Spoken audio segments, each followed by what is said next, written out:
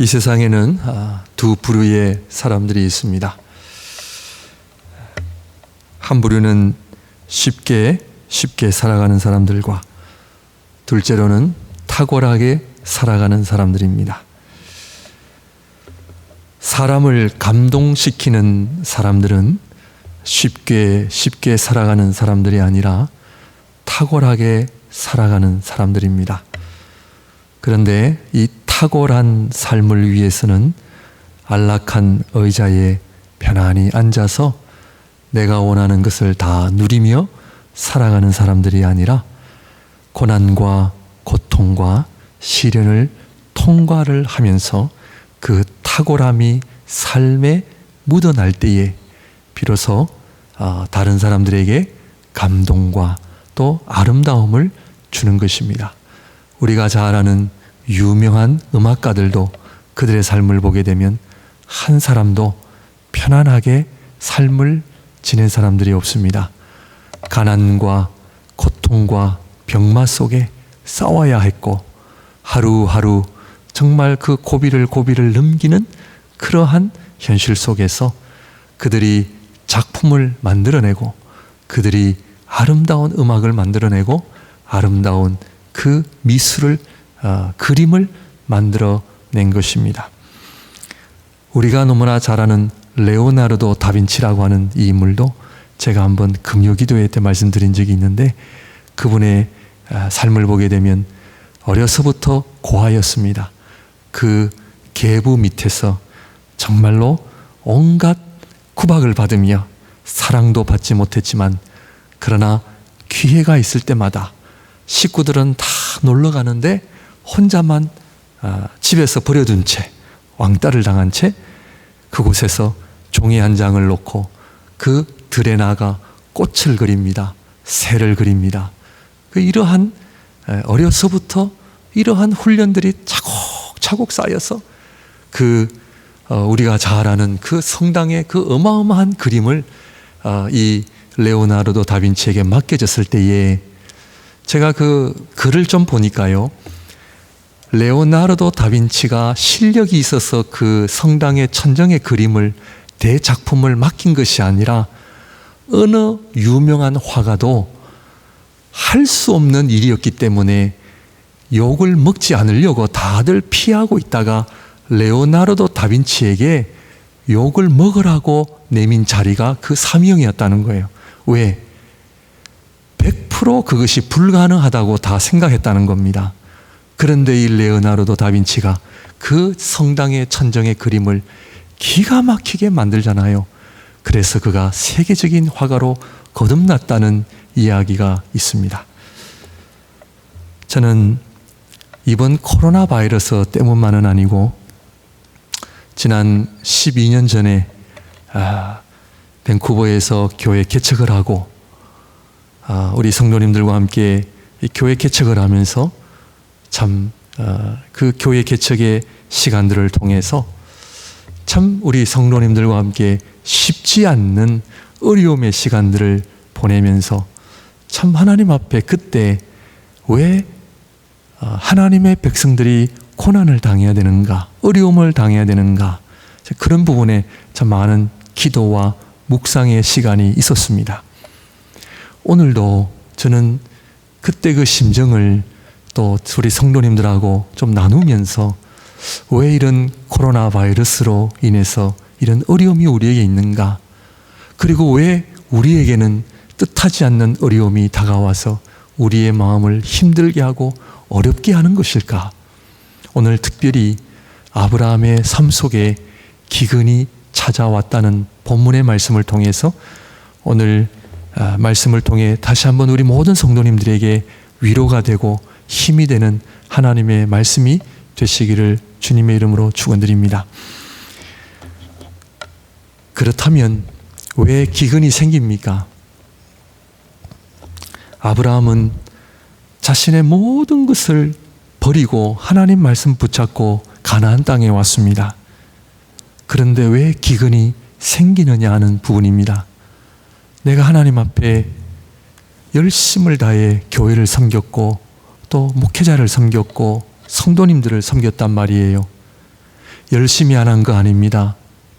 기도도 열심히 하고 말씀도 열심히 보고 우리 목양교회도 우리 성도님들 지금까지 자리를 지키신 우리 성도님들 또 우리 저랑 같이 또 개척 때부터 자리를 지키시는 우리 성도님들 저는 그 자리를 지킨다고 하는 것이 얼마나 참 보통 일이 아니라는 것을 저는 잘 알고 있습니다.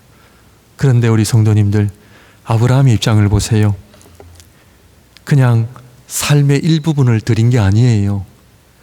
아비집을 본토 아비집을 떠나 모든 것을 드리고 가나안 땅에 왔으면 우리 인간의 입장으로 보면 기근이 없어야 되잖아요.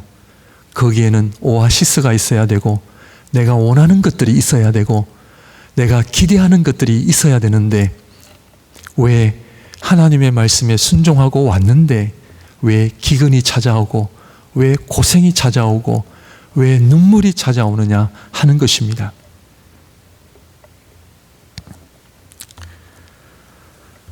내가 하나님 앞에 지금까지 우리 참 주일날도 다 우리가 그런 마음으로 주일 예배 온 거는 아니에요.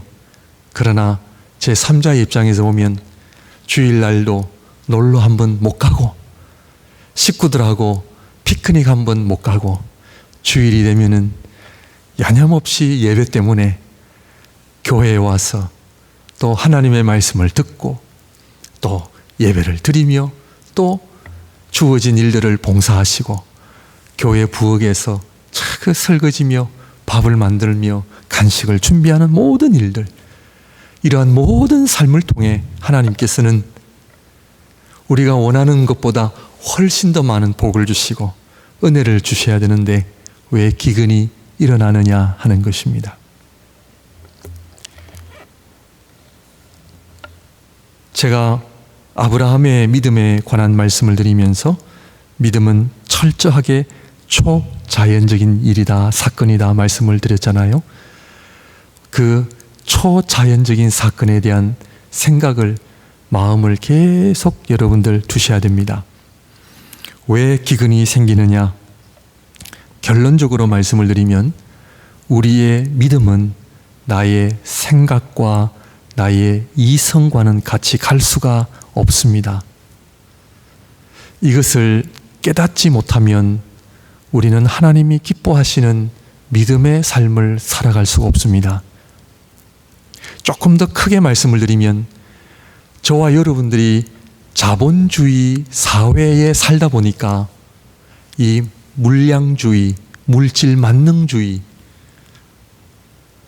이 시대 속에서 믿음이라고 할 때는 나의 이해와 나의 이성, 나의 생각과 같이 간다는 것을 우리는 경험하고 있다는 것이죠. 그렇게 신앙생활을 해왔다는 거예요. 그래서 우리가 흔히 은혜라고 하는 것은, 믿음이라고 하는 것은 내 생각 이꼴 하나님의 은혜, 내 생각, 내 경험 이꼴 믿음이라고 하는 이런 가치관을 가지고 왔기 때문입니다. 그래서 어려움이 찾아오면 이해가 안 되고 받아들이기도 어려운 거예요. 저도 전에는 그랬습니다. 이 사실을 깨닫기 전에는 내가 하나님 앞에 그렇게 욕심을 부린 것도 아니고 내가 정말 하나님 앞에 목회를 잘해보려고 그렇다고 뭐 완전한 건 아니죠. 저도 사람인지라 정말 잘해보려고 노력해왔고 정말 열심히 해보려고 노력했는데 어려움이 사라지질 않는 거예요. 왜 이럴까?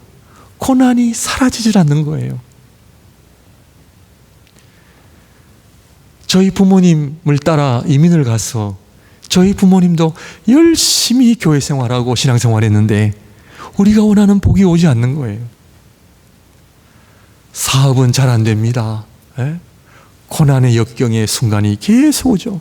왜 이런가? 그것은 바로 내 생각과 내 이성을요 다 내려놓으셔야 됩니다. 그래서 믿음은 이꼴 초자연적인 것이다라고 제가 말씀을 드렸습니다. 하나님의 말씀은, 하나님의 진정한 은혜는 내 생각과 내 이해와 내 판단이라고 하는 선에 있으면 안 된다 하는 것을 오늘 아브라함은 그거를 배우게 하시기 위하여 기근이 찾아왔다는 것입니다. 요셉의 삶을 보게 되면 인간의 입장, 요셉의 이해와 요셉의 이성으로는 형들의 배신입니다. 아무리 본인이 애굽의 총리가 되었지만 어떻게 피를 나눈, 어머니는 다르지만 피를 나눈 형들이 자기를 죽이려고 했고 팔아 넘겼다는 것에 대한 요셉의 상처는 성경을 읽을 때마다 우리는 받아들이기가 어려운 거예요. 그러나 믿음은 요셉이 자신의 생각과 이성이라는 선에서 형들을 바라본 것이 아니라 초자연적인 사건으로 바라볼 때에 형들이 자기를 미워하고 죽이려고 했고 팔아 넘긴 것이 아니라 하나님의 선한 손길로 본 것이죠. 우리가 하나님의 관점으로 보게 되면 나를 힘들게 하고 나를 어렵게 하는 이러한 순간들이 도리어 하나님의 손길이요 하나님의 복이다라고 하는 것을 하나님은 하나님의 백성들을 통하여 보여주신다라는 것을 우리는 알아야 합니다.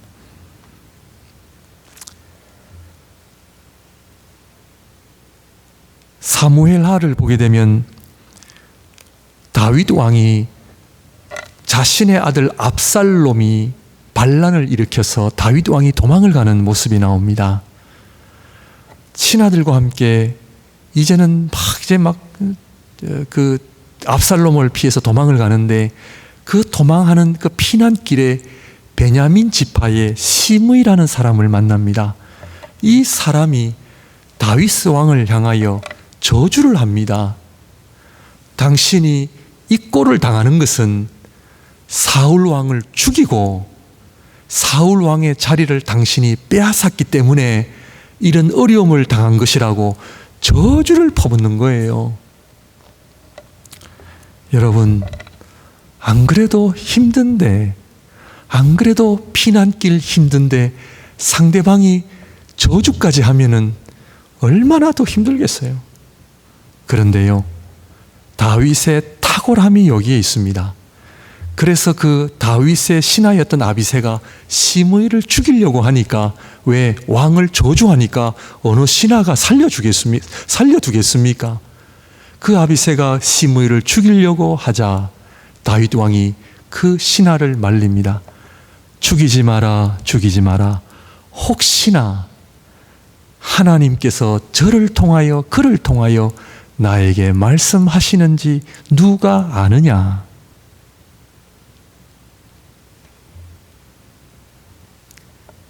내 자식도 지금 나를 죽이려고 그러는데 하물며 베냐민 지파 사람이 나를 욕하는 거, 저주하는 거, 놔둬라, 놔둬라.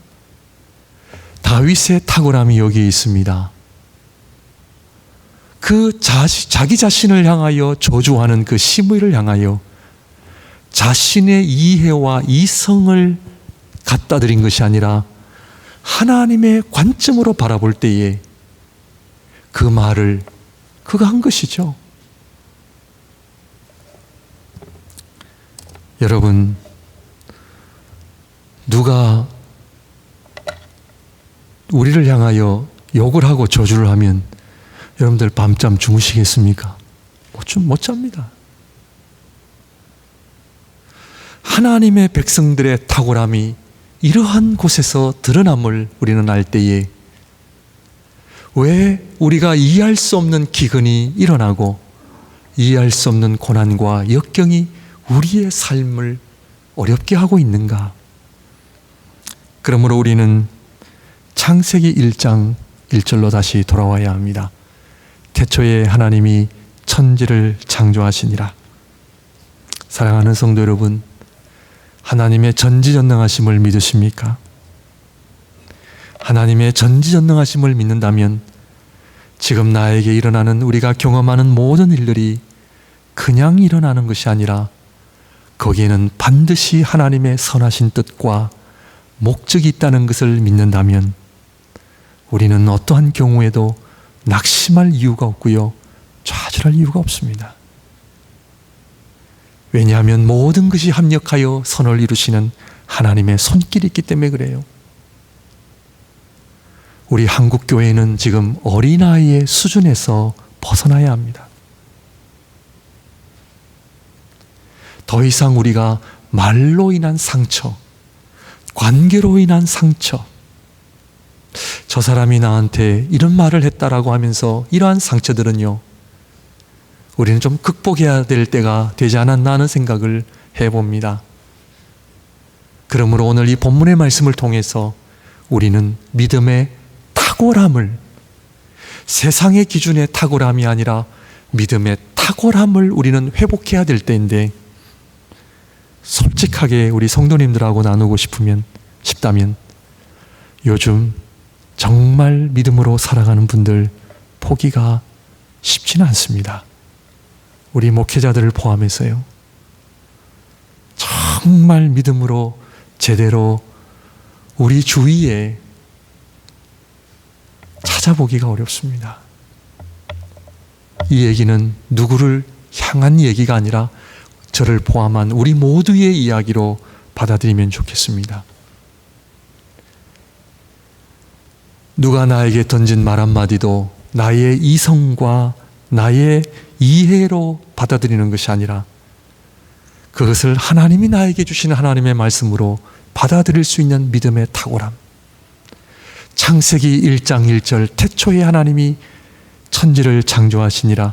그 여호와 하나님이, 이 세상을 창조하신 하나님이 오늘 나와 함께 하고 계시고, 그 하나님의 손길이 내 가정을 붙들고 계시고 우리 목양교회를 붙들고 계신다면 어떤 두려움도 우리는 이겨낼 수가 있습니다.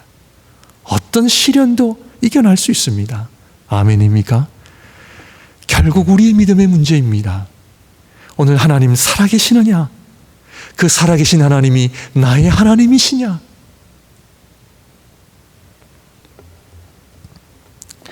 그러므로 어떻게 보면은 우리가 지금까지 믿음이라고 하는 그 이해를요, 좀 내려놓으면 좀 좋을 것 같아요. 우리가 지금까지 배워왔던 믿음조차도 좀 다 내려놓고 성경이 말하는 믿음이 무엇인가? 저도 목회자입니다만 우리 목회자에게 1차적인 책임이 있는데, 우리 교회에서 믿음을 제대로 가르치지 못했다고 하는 것이죠. 교회는 잘 믿으면 복 받는다, 요 말 한마디 한 겁니다. 잘 믿으면 복 받는다는 것이죠.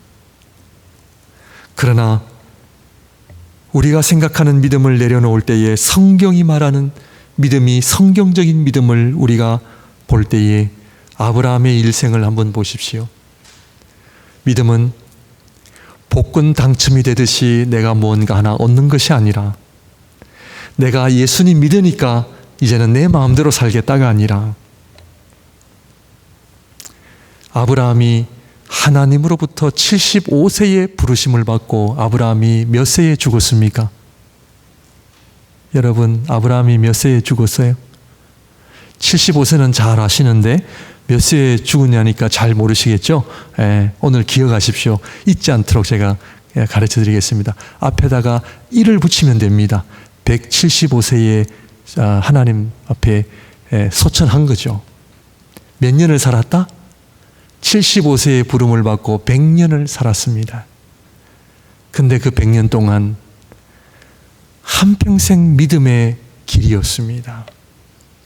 믿음은 남들이 가지지 않는 것을 내가 가지고 남들이 행하지 않는 것을 행하는 정도가 아니라, 믿음은, 우리 아브라함의 믿음을 우리가 한번 좀 살펴볼 텐데요, 믿음은 시작부터 마지막까지 끊임없는 하나님의 손길을 경험하고 실패하고 넘어지지만 그 하나님의 은혜로 다시 일어나게 되고, 그래서 결국에는 하나님이 원하시는 믿음의 온전한 자로 세움을 입는 것, 그래서 머리부터 발끝까지 하나님의 손길로 가득 채울 수 있는 경지까지 가는 것, 하나님의 거룩한 성품이 묻어나는 것, 그리스도의 인격이 나의 온 삶을 통해 묻어나는 것. 지금도요, 기도하면서 제 과거를 돌아보면서 기도하면서 가장 마음이 아픈 것은 물질 때문도 아니요, 건강 때문도 아니요, 정말 가슴이 아픈 것은 제가 50년 살아오면서 50년 동안 하나님이 원하시는 그런 믿음의 그 영성, 그 하나님의 모습을 제 안에 좀 많이 담아내지 못했던 부분들이 가장 많이 하나님 앞에 회개하고요, 정말 몇 년 동안 내가 교회를 다녔다, 이것을 자랑할 것이 아니라 내가 10년, 20년, 30년 동안 주님과 동행하면서 내가 하나님을 얼마나 내가 닮았는가, 나의 언어와 나의 손과 발과 내 삶 속에 하나님의 거룩한 모습을 내가 얼마나 드러낼 수 있는가. 이것이 안 되기 때문에 뭐가 찾아온다? 기근이 찾아오는 겁니다. 어려움이 찾아오는 겁니다. 그러므로 오늘 믿음과 시련이란 제목을 통하여 왜 하나님께서 우리에게 끊임없는 시련, 하나님께서 아브라함의 믿음을 인정하실 때는 몇 년 뒤인지 아십니까? 적어도 37년이 정도 지난 뒤입니다. 아브라함이 창세기 22장에 이삭을 번제로 드릴 때에 그때 하나님께서 이제야 네가 나를 경외하는 줄 내가 알겠다. 몇 년 뒤에요? 37년.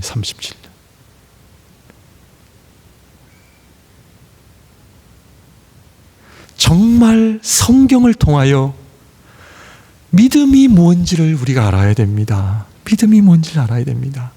정말 하나님이 기뻐하시는 믿음이 뭔지를 알아야 됩니다. 준비되셨습니까? 우리 창세기 12장부터요 한 4장 아브라함의 종 이야기가 나오는데 대부분 22장까지 한 10장을 통하여 믿음의 아름다운 모습을 우리에게 소개하고 있습니다. 그러므로 창세기 1장 1절 태초에 하나님이 천지를 창조하시니라. 전지전능하신 하나님이 나와 함께 하시면 내 것이 없어요. 내 것이라고 주장할 만한 거 아무것도 없고요. 내 인생, 내 자식, 내 삶, 내 건강, 내 것이라고 붙이는 그 말에 아무것도 존재할 수가 없는 거예요. 머리부터 발끝까지 하나님의 영으로 충만할 때에, 하나님의 은혜로 충만할 때에 우리는 비로소 하나님을 사랑하게 되고 이웃을 사랑하게 됩니다. 아직도 상대방이 나에게 던지는 말 한마디 때문에 잠을 못 주무신다면 그것은 그 말을 던진 사람의 문제가 아니라 그거를 내가 아직도 상처로 받는 나의 연약한 마음 때문입니다. 성경이 말하는 사랑은 내 힘으로 사랑하는 거 아닙니다. 여러분, 내 힘으로 사랑한다 해가지고 되든가요? 아닙니다. 우리 인간의 제일 큰 숙제는요, 사랑입니다. 사랑. 왜? 용서하지 못할 사람들이 있거든요. 우리는요, 살아가면서 미운 사람이 있는 겁니다. 내 심장에 못살 박는 사람이 있거든요. 왜 요셉의 이야기를 우리에게 주시나요? 형들이 요셉의 심장에 못살 박았거든요. 그 못이 얼마나 강했길래, 형들의 배신, 형들의 그 미움이 얼마나 강했길래 요셉이 애굽의 총리가 되고 첫 아들을 낳고 나서야, 그때서야 조금 치유가 된 거예요. 므낫세, 첫째 아들을 낳고 이름을 므낫세라 하였더라. 므낫세의 이름의 뜻이 과거의 일을 잊게 하시는 하나님. 그동안 못 잊었다는 거예요. 결국 우리 믿음은요, 하나님을 마음과 뜻과 정성을 다하여 사랑하는 것이며 내 이웃을 내 몸과 같이 사랑하는 것인데, 이게 내 힘으로 되나요? 안 됩니다. 그러므로 결국 우리는 머리부터 발끝까지 하나님의 은혜와 하나님의 사랑으로 충만하지 않으면 우리는 하나님이 기뻐하시는 믿음의 순례의 길을 갈 수도 없고, 가더라도 실패할 수밖에 없다는 것을 여러분들 꼭 기억하시고, 이 시대에 정말 하나님이 기뻐하시는 믿음이 뭔가 회복하시는 이번 기회가 되시기를 바랍니다. 그러나 아브라함은 실패합니다. 모든 것을 버리고 왔는데 왜 기근이냐? 창세기 1장 1절에 대한 불신. 성경은 가나안 땅을 떠났다고 하는 것은 결국 하나님의 말씀을 떠났다는 것을 의미합니다. 하나님의 백성들이, 신앙인들이 말씀을 떠날 때에, 그리고 왜 말씀을 떠나느냐? 그 이유는 하나입니다. 그것은 바로 하나님에 대한 불신입니다. 하나님이 살아계실까? 하나님이 살아계신다면 바이러스가 이렇게 창궐하도록 왜 가만히 계실까? 하나님이 살아계신다면 우리 가정이 이렇게 힘든 것을 보고만 계시는 하나님이실까? 내가 아플 때 우리 하나님 어디 계셨을까? 정말 하나님은 나를 사랑하시는 하나님이실까? 정말 그 하나님은 전지전능하신 하나님이실까? 그 하나님은 정말 우리 가정과 우리 교회를 돌보고 계실까? 사탄이요, 제일 먼저 의심을 던집니다. 모든 것을 버리고 가나안 땅에 왔는데 기근이 왔어요. 야, 이거 어떻게 해야 되지? 어떻게 해야 되지? 하나님의 말씀을 떠날 때에 우리 인간은 무엇을 사용한다? 나의 이해와 생각과 이성을 사용합니다. 맞아, 이때는 음식이 있는 애굽으로 내려가야 돼. 이때는 이렇게 해야 돼. 이때는 저렇게 해야 돼. 그때 인간적인 모습들이 다 드러납니다. 그러면서 의심이 들게 하고 나서 그 다음에 우리를 어떤 자리로 이 사탄이 몰고 가냐면 두려움입니다. 두려움. 여러분, 오늘 말씀 가운데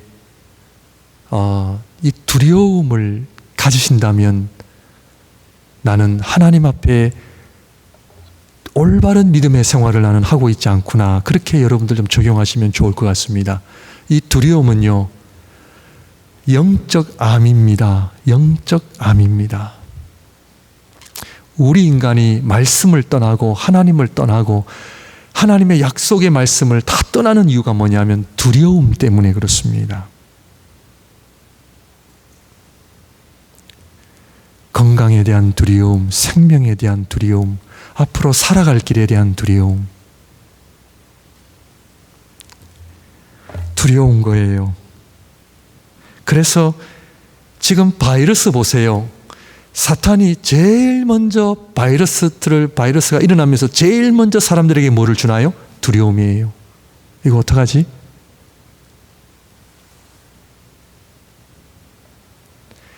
창세기 1장 1절로 다시 묵상하시면 됩니다. 태초에 하나님이 천지를 창조하시니라. 그래서 하나님은 하나님의 그 믿음의 선조들에게 나타나실 때마다 늘 반복적으로 하시는 말씀이 뭐냐면 두려워하지 말라. 두려워하지 말라. 내가 너와 함께 하겠다. 두려워하지 말라. 이번 바이러스를 통해서 두려움을 다 극복하시기를 주님의 이름으로 축원드립니다. 바이러스, 코로나 바이러스 10배 되는 바이러스 오시면 어떡하실래요? 20배 되는 바이러스 오시면 어떡할래요? 하나님 앞에 이 두려움 밑에 있는 하나님을 온전히 신뢰하지 못하는 내 안에 보이지 않는 암과 같은 세포예요. 이거를 끄집어내서 하나님 앞에 해결하셔야 돼요.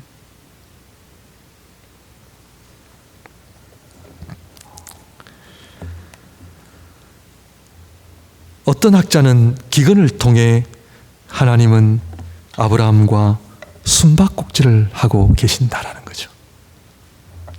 여러분, 숨바꼭질을 하는 이유는 뭡니까? 여러분들 어렸을 때 우리 숨바꼭질 누구나 한번 해봤잖아요. 숨바꼭질은 찾는 거예요. 숨바꼭질의 목적은 하나님의 모습을 감추시는 것이 목적이 아니라 숨바꼭질의 목적은 숨어 계시는 인간이 하나님을 찾는 것이 목적이에요. 기근이 오는 이유는 하나님을 찾으라는 거예요. 하나님을 붙들라는 거예요. 그런데 의심이 가고 두려움이 나를 지배하면요, 하나님을 찾기보다는 어떻게 해요? 말씀을 떠납니다. 애굽으로 내려갑니다. 나의 경험, 나의 이성, 나의 이해로 내 인생을 맡기죠. 그것이 아브라함이 애굽으로 내려간 계기가 되는 것입니다. 그러므로 하나님을 찾는 자리로 나오시기를 바랍니다. 가장 어려울 때 무엇을 해야 되느냐? 기도해야 됩니다. 가장 사소한 결정을 하나 하더라도요, 기도하고 하셔야 돼요. 참 마음이 아픈 것은 정말 중요한 때에, 정말 위기의 상황 때에 내 생각이 먼저 나오고 내 감정이 먼저 나오는 것을 볼 때에 우리는 하나님의 뜻에 순종할 수 없습니다. 그러므로 지금 이 바이러스를 통하여 우리 하나님 지금 숨바꼭질하고 계세요. 이때는 하나님을 찾아야 할 때예요. 그런데 그가 아브라함이 왜 말씀에서 떠났는지를 또 우리에게 보여주죠. 우리 인간이 두려워하면은 무엇합니까? 거짓말을 합니다. 아내를 보호하고 아내를 사랑하고 아내를 지켜야 할 남편인 아브라함이 도리어 아내를 이용하고 자기 자신을 위하여 사람을 이용하는 자리에 가게 됩니다. 그래서 바로가 아브라함의 누이 동생이라 생각하여 아내로 취했다 했습니다. 여러분, 이게 말이 됩니까? 물론 4,000년 전 일, 문화적인 차이 때문에 어느 정도는 이해가 가능하지만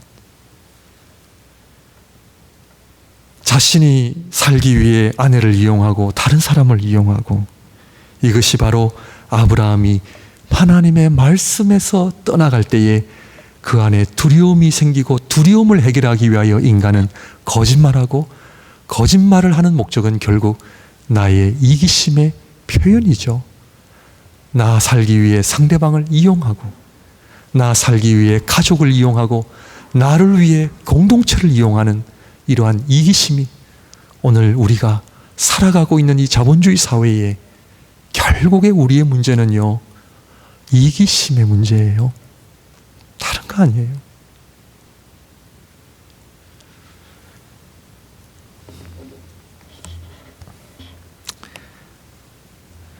나만 생각하는 이기적인 가치관이 지배적인 이 세대 속에 자기를 희생하고 자기를 헌신하고, 아빠 엄마의 헌신을 통하여 가정이 세워지잖아요. 가정이 그냥 세워지나요? 성도님들, 교회가 그냥 세워지나요? 주님의 몸된 교회가 그냥 세워지나요? 여기에는, 오늘 여기까지 오기에는 목회자가 그냥 세워지나요? 우리 성도님들의 눈물과 기도가 아니고서는 목회자가 그냥 세워지나요? 나 혼자 잘나서 제가 이 자리까지 왔습니까? 아니에요. 지금도 부족하지만 목회자를 위한 성도들의 기도와 부족하지만 주님의 몸된 교회를 섬기겠다라고 하는 성도님들의 헌신과 그 사랑 때문에 오늘 이 자리에 온 거예요. 앞으로도 그럴 거예요.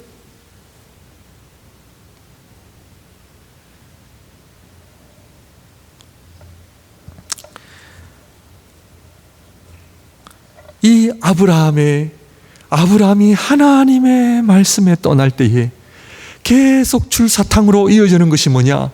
이것은 문제예요. 거슬러 올라가면 어디서부터 문제예요? 내 안에 하나님의 말씀이 없는 거예요. 결국 믿음은요, 내 안에 하나님의 말씀이 없는 거예요. 사람들 보니까, 사람들 인정 때문에, 결국에는 나 자존심 때문에, 내가 생각하는 어떤 그런 기준 때문에 실패를 두려워하고 사람들의 그 인정을 받지 못할까 두려워하고 사람들로 하여금 내가 낙오자가 될 거라고 하는 이 두려움, 걱정하지 마십시오. 이 모든 두려움들을 이번 기회에 여러분들 다 주님의 은혜로운 말씀으로 예수 그리스도의 이름으로 다 물리치시기를 바랍니다. 머리로서는 알잖아요. 하나님이 나와 함께 하시면 된다는 사실은 다 알고 있잖아요. 그러나 우리 하나님 개입하십니다. 개입하시는 하나님, 실패하는 아브라함을 내버려 두지 아니하신 하나님. 오늘 이 말씀이 우리에게 얼마나 위로가 되는지 모릅니다. 창세기 12장 1절 말씀 기억나나요? 여호와께서 아브라함에게 이르시되, 이 말씀이 너무나 중요해요. 하나님께서 아브라함에게 말씀하셨다. 하나님께서 하나님의 백성들에게 말씀하셨다. 그냥 교회 가라, 청소해라, 이 정도 수준이 아니에요.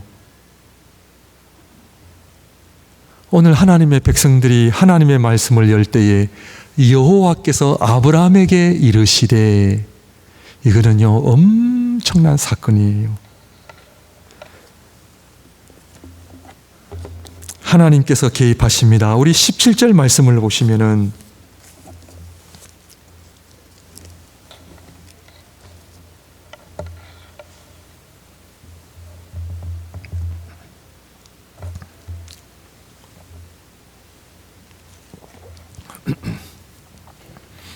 17절 말씀을 보게 되면 여호와께서 아브라함의 아내 사레의 일로 바로와 그 집에 큰 재앙을 내리신지라.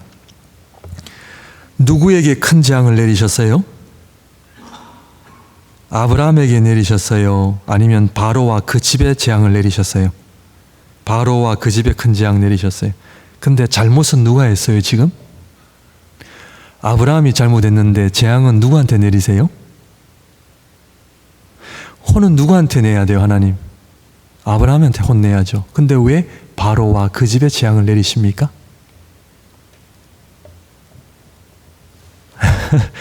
우리 하나님 재앙을 내리셨는데 정신이 없으셔서 잘못 재앙을 내리신 겁니까? 아니죠. 이 말씀은 하나님은 누구 편이에요? 하나님은 하나님의 백성 아브라함 편입니다. 잘못했다 할지라도 하나님은 결국 누구 편이에요? 내 편이에요.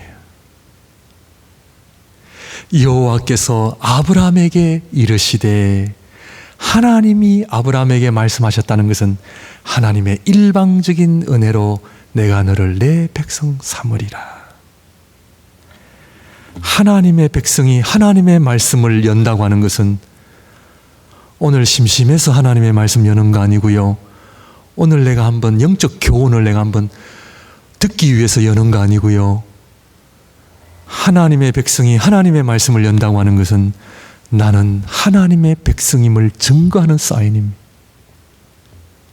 그 하나님 누구 편이에요? 내 편이에요.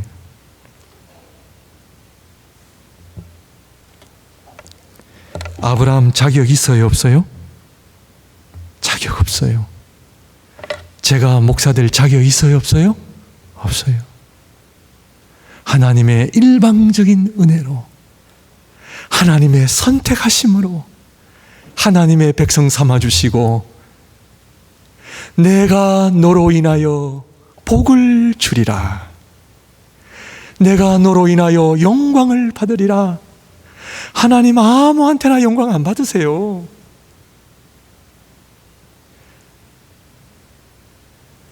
오늘 이 사건을 통하여 하나님은 아브라함에게, 하나님은 누구 편이다? 하나님은 살아계시고 전지전능하신 하나님은 여전히 아브라함의 손을 붙들고 계시고 아브라함의 삶을 붙들고 계시고 하나님의 손 안에 아브라함이 있었던, 아브라함은 몰랐던 거죠. 그러나 하나님은 애굽까지라도 하나님은 그곳에서 아브라함을 붙들고 계셨다고 하는 사실을 우리 알아야 되는 것이죠. 하나님의 일방적인 은혜. 그렇다면은 12장 1절 우리 다시 한번 우리 돌아봅니다. 네.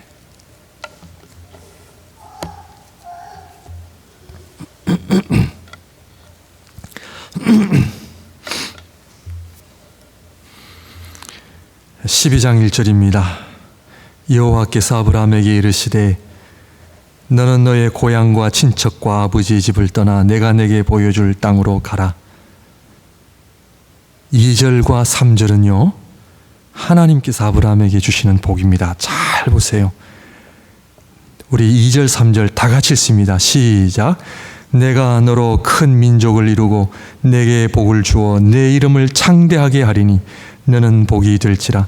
너를 축복하는 자에게는 내가 복을 내리고 너를 저주하는 자에게는 내가 저주하리니 땅의 모든 족속이 너로 말미암아 복을 얻을 것이라 하신지라. 아멘. 아멘입니까? 아멘. 하나님은 아브라함뿐만 아니라 하나님의 백성들에게 3가지 복을 주세요. 놀랍지 않습니까? 첫째, 땅을 주겠다. 내가 너에게 땅을 주겠다. 너로 인하여 큰 민족을 주겠다. 3번째 뭡니까? 너의 이름을 창대케 하리라. I will make your name great. 너의 이름을 창대케 한다는 약속은요 명예예요, 명예. 여러분, 사랑과 존경을 받는 지름길은요 하나님 말씀에 순종하는 거예요. 복 받는 비결이 왜 하나님 말씀에 순종인지 아십니까? 하나님이 약속하신 것을 다 받아 누리는 거예요. 자, 근데 하나님이 아브라함을 부르시고 이 3가지 약속을 다 이루셨어요? 안 이루셨어요? 이루셨어요. 아브라함은 이것을 알았습니다. 자격 없는 자기를 불러 하나님의 자녀 삼아주시고 자기를 통하여 하나님의 영광이 드러나고 하나님께서 약속하신 3가지 약속을 성취하신 하나님, 이것이 신앙생활하는 목적이고 기쁨이요 감사요 우리가 살아갈 이유가 바로 여기에 있는 거예요. 여러분, 믿음 생활 잘하면 내가 원하는 거 하나님 주시는 거 그 정도가 아니에요. 그 정도가 아니라 성경을 보니까 하나님이 하나님의 자녀 백성들에게 주시는 복은 얼마나 놀라운지 몰라요. 그런데 그 복을 받아 누리기 위해서는 한 가지 조건이 있어야 되는 거예요. 그것이 뭐냐면 내가 그 복을 받을 내가 하나님의 성품을 담아내야 돼. 내 안에 모든 인간적인 요소들이, 내 안에 내 중심적인 모든 요소들이 다 하나씩 하나씩 버려져야 돼요. 그리하여 정말 하나님의 영광으로 충만해지고 성령으로 충만해지기 위하여 하나님께서 우리에게 기근을 보내시고 고난과 역경을 통하여 두 눈의 눈물 다 빼게 하신다니까요.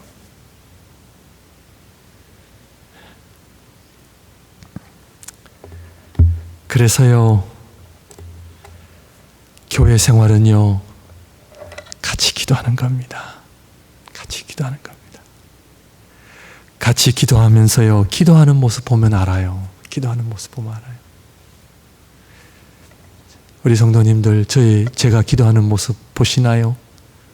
멀었습니다. 저도 멀었습니다. 우리가 하나님을 찾지 않고요, 자꾸 기근 때문에 불평하고 어려움 때문에 원망하고 다가오는 이 현실의 문제 때문에 우리는 어려워하는 건데 아니에요.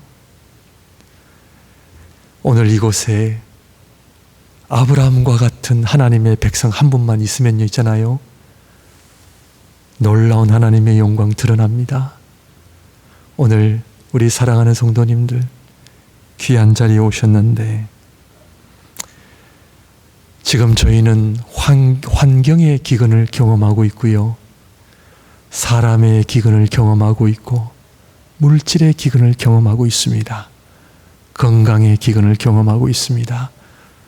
여러 종류의 기근을 경험하고, 이 기근이 왜 왔는지 오늘 말씀을 통해 여러분들 아셨죠?